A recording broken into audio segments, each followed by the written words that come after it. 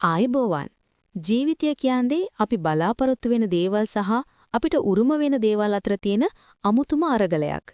සමහරු තමන්ගේ හීන පස්සේ හඹා යනවා. තවත් සමහරු ඒ හීන දෙවියන්ගෙන් ඉල්ලනවා. ඒත් අපිට ඕනෑම දේම අපිට ඕනෑම වෙලාවක ලැබෙන්න තරම් අපි වාසනාවන්තද? අද අපි ඔබ වෙත අරන් එන්නේ මහා මේඝ සංගරාවේ පළ වූ කේශව ගංගානාත් මහතා විසින් රචිත ඊ타මත් අර්ථවත් කෙටි කතාවක්. කම්මදායාදෝ. වියලී ගිය පරිසරයක බලාපොරොත්තු සුන්වුණු තරුණයන් තිදෙනෙක් සහ ඔවුන්ගේ ඉරණම තීරණය කළ නුගගසක දෙවියන් ගැන කියවෙන මේ කතාව ඔබේ ජීවිතයේ දෙසත් අලුත් විදිහකට බලන්න ඔබට උදව් වේවි. අවසානයේ තෙක් රැඳී සිටින්න. බලන්න ඔබත් මේ කතාවේ චරිතයක්ද කියලා. පෙබරවාරිය කොහොමත් උණුසුමය. හැන්දෑව වුවත් එහි වෙනසක් නැත. හිරු විසින් ඇති කළ අධික තාපයෙන් මුළු පරිසරයම පීඩාවට පත්වෙත.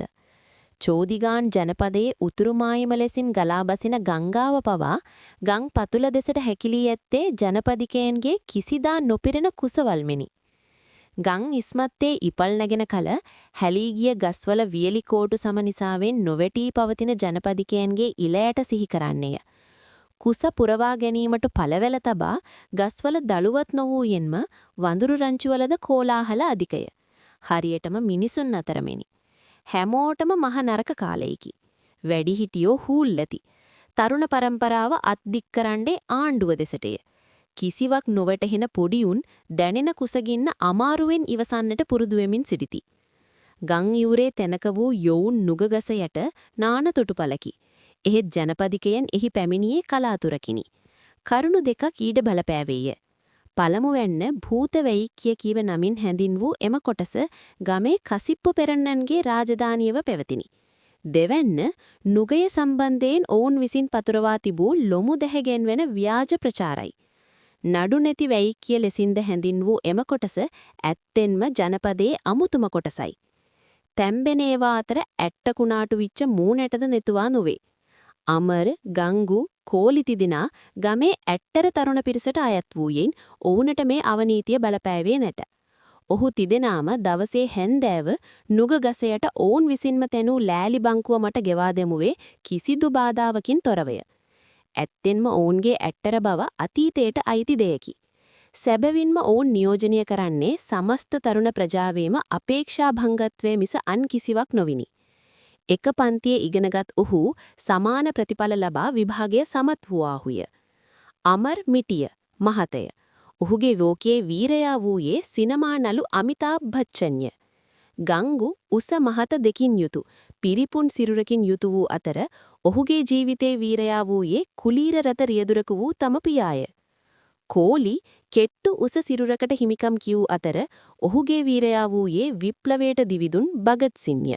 අමර් සහ කෝලි එකිනෙකාට මුහුණලා වාඩි වී සිටින අතර ඔවුන් අතර දාම් පුවරුවකි. ගංගු සිටියේ ගඟ දෙසට මුහුණලා අමර්ගේ පසිනි. බංකුව තිදෙනාගේම බර දරා සිටි අසීරුවෙනි. නමුත් බදු ගෙවන ජනතාවට වඩා පහසුවෙනි. උඹත් එක්ක දාන් අදින්න එක මට එපා වෙලයි තියෙන්නේ. කෝලි කීවේ නැගී සිටිමිනි. අරමකෝ අමර් කෝලිගේ අත අල්ලා ගනිමින් ඇසුවේ කාරණය නොදැනව නොවේ. උඹ කොහොම හරි එකෙකුව රජ කරගෙන ගේම ගහනවා. ඉති උඹත් රජ කරගනින්කෝ. බල්ලට දාපන්. කෝලි කීවේ කේන්තියෙනි. දෙන්නම නවත්ත ගනිල්ලා. මට උඹලට කියන්න දෙයක් තියෙනවා. ගංගු කීවේ ගඟ දෙස බලාගත් වනමය. මේ නුග ගහේ දෙවියන්ව මන් දැක්කා. ඔහු ආයෙම කීවේ නුග දෙස බලමිනි. හීනෙන්ද? අමර් ඇසුවේ අවිශ්වාසයෙන් නොවේ. ඔව් අපිට උදව් කරන්න කැමතියි කිව්වා. මට නම් විශ්වාස නැහැ. මට ඕන රස්සාවක්. පුළුවන් ද දෙවියන්ට දෙන්න? අමර්ට වාහනයක් කෙල්ලගේ හිත ගන්න උඹේ රට යන එක. උඹත් බැරිම තන එල්ලෙන්න හදන්නේ පුදුම අත්තකනේ. උඹේ හැමදාම තියෙන්නේ භෞතික දර්ශනය. ගංගු තරමක් සැරෙන් කීවේය. මූසලයාගේ මූණ. බලන් හිටපන් දෙయ్య අතටම ගෙනත් දෙනකන්. කෝලි කීවේ ගංගු වෙතට අවඥා මුහුණක් පාමිනි. අකමැති නම් නිකන් හිටපන්. මගේ ප්‍රශ්නේ මන් දෙවියොන්ට කියනවා. ගංගු කීවේ ස්ථීර හඬිනි. මාත් අමර් කීවේය. කමක් නැහැ කරලා බලමු. අවසානයේ කෝලිද එකඟ බව පළ කළේය. තුන්වෙනි දිනියේ උදෑසන තිදෙනාම එක්ව නුගේ පාමුල සුද්ධ පවිත්‍ර කොට කිරි විසුරුවාලන ලදී. අනතුරුව පහන් දල්වා ගස වටා මල් විසුරවින. නුගයට දුම් ඇල්ලුවේ කෝලි විසිනි. දෙවියන්ට සතුටු විය හැකි තරම් පළතුරු වට්ටියක් තිදෙනාම එක්ව නුගේ පාමුලට ඇබුවේ සැබෑම භක්තියෙනි. අනතුරුව තම තමන්ගේ වුවමනාව පෞද්ගලිකව දෙවියන්ට ඉදිරිපත් කරන ලදී. අසාමාන්‍ය කිසිවක් සිදු වූයේ නැත. දුම් කබල නිවා දැමූ කෝලි ගඟට බැස මුහුණ හෝදන්නට විය. අමර් සහ ගංගුගේ සුළු ප්‍රමාදයක් ප්‍රයෝජනයට ගත් වඳුරෙකු ඇසිල්ලකින් කෙසෙල් ඇවරියගෙන පැනගත්තේය. මුල්ම ප්‍රතිඵලය ලැබුණේ කෝලිටය. පූජාවෙන් පසු දෙවන සතියේ ඔහු අයදුම් කර තිබූ ලිපිකාර රැකියාව සඳහා ඔහුව කැඳවා තිබුණි. දිල්ලියේ නවතින්න වෙන එක තමයි ප්‍රශ්නේ. උඹල දෙන්නත් නැතුව ගංගුගේ හැඟීම් හැසිරීම් අව්‍යාජය රාජ්‍ය නොවන සංවිධානමෙන් නොවේ. විකාර අදහස් එපා. සෙට් වෙච්ච ගමම්ම මන් රට යනවා. ගංගු කීවේ තරමක ආවේගයකිනි. රටෙන් පිටුවහල් කරපු එකෙක් විදිහට හරි කමක් නැහැ මට කොරියාවට පැනගන්න ලැබුණොත්. ඉතුරු හරිය මං දන්නවා. ඔහු ආයෙම පැවසීය. අමර්, උඹකත් මං කියන්නේ ශාන්ති ආදරය කරන්න යකඩ ගොඩකට නම් වාහනයක් ගත්තත් උඹ ඒකිවනම් බදින්න එපා. ඊට වඩා හොඳ වාහනකාරයෙක්ව සෙට්ටුනොත් උඹට හුලං. ගංගු කීවේ අමර් දෙස බලාගෙනය. කතාව ඇත්ත. කෝලිද ගංගුගේ අදහස පිළිගනිමින් කීවේය. තව එකක් අපි තුන්දෙනාගේ වැඩේ වෙනකම් මේ ගැන කාටවත් කියන්න එපා. ගමම ඇවිත් පූජාවල් තියලා ලෝකෙ නැති දේවල් ඉල්ලන්න පටන් ගන්නවා. නුගේ දෙවියන්ටද අපි වමටක වෙලා යයි. උඹ හැම තැනකදීම ආත්මාර්ථකාමී. කෝලි කීවේ ගංගුටය. අනී උඹේ සමාජ සාධාරණත්වය උඹේ වැඩේ හරිනි. ගංගු කීවේ කෝපේනි. උඹට ඉරිසියයි. කෝලි කීවේ සිනාසෙමිනි. ගංගු කිසිත් කීවේ නැත.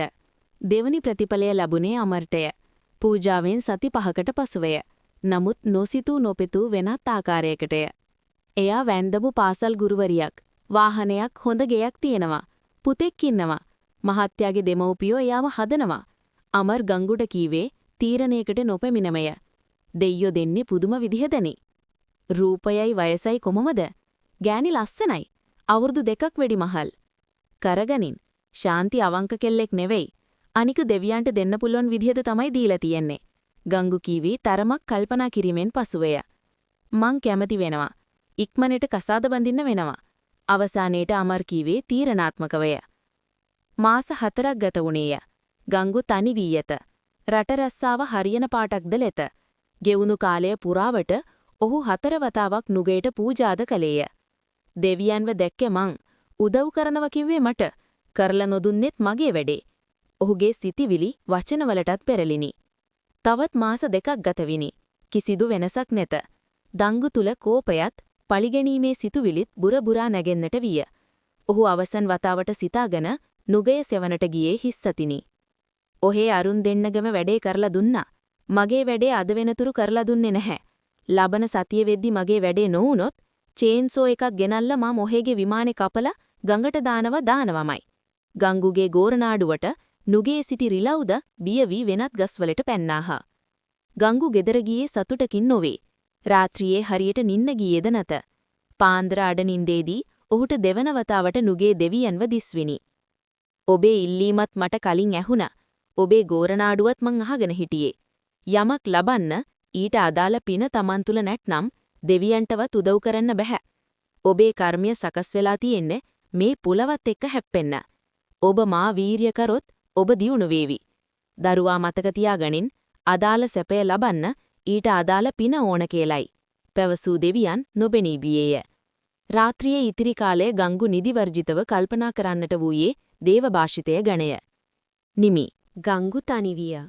නුගසෙවණේ සිටි දෙවියන් ඔහුට කියා දුන්නේ මුළු ලොවටම පොදු ධර්මතාවයකි. අප බොහෝ විට අනුන්ගේ සාර්ථකත්වයන් දෙස බලා දෙවියන්ට හෝ දෛවයට දොස් පවරන්නෙමු.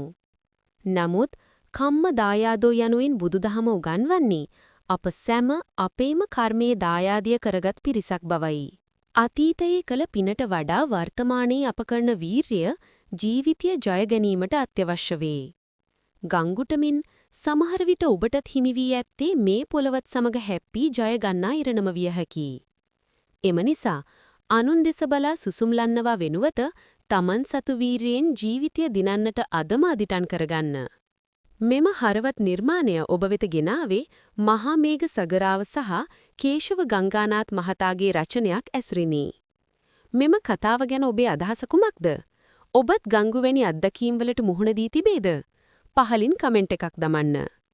මෙවැනිම හරවත් කෙටි කතා නැරඹීමට අපේ නාලිකාව සබ්ස්ක්‍රයිබ් කරන්න. තවත් දවසක මෙවැනිම අපූර්ව කතාවකින් හමු වෙමු. තිරුවන් සරණයි.